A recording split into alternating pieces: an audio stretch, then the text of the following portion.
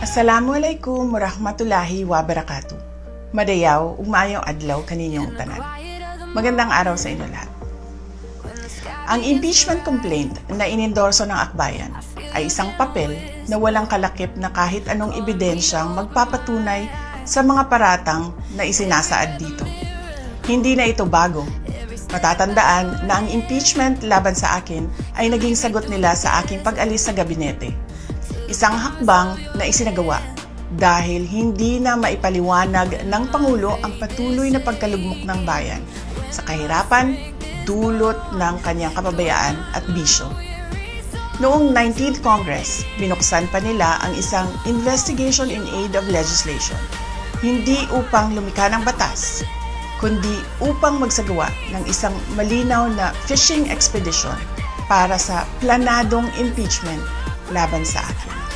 Paulit-ulit nilang ibinandera ang isyung Mary Grace Piatos bilang umano'y bahid ng katiwalian.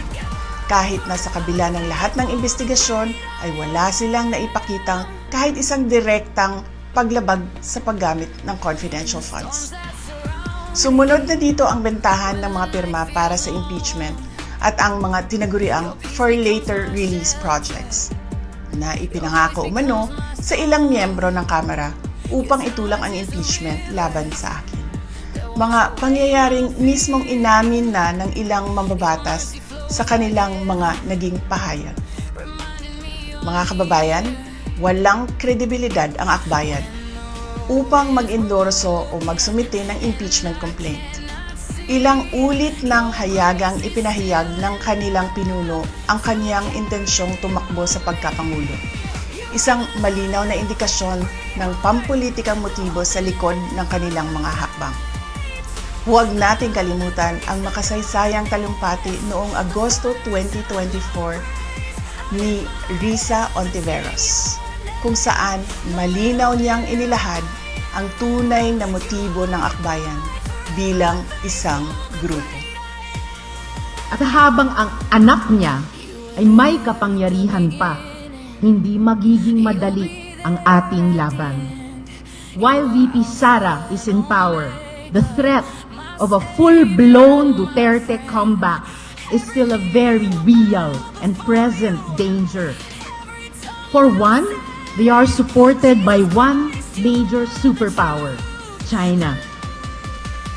Kaya malinaw na lahat ng ito ay isang uri ng harassment at pang-aabuso sa proseso ng impeachment ng grupong akbayan. Hindi malinaw kung ano ang ipinaglalaban nila para sa kaayusan ng bayan. Pero napakalinaw ng kanilang pamumulitika at pagpapahirap sa usaping diplomasya ng ating bansa. Sa huli, ang tunay na laban ay hindi lamang laban ng iisang tao o iisang grupo. Ito ay laban para sa katotohanan at sa dangal ng ating bansa. Naway magsilbi itong paalala sa ating lahat na ang kapangyarihan ng impeachment ay hindi dapat ginagawang sandata ng politika, kundi isang banal na proseso para sa hustisya at pananagutan. Sapagkat kapag nanaig ang abuso, ang tunay na talunan ay ang sambayanang Pilipino. Syukran.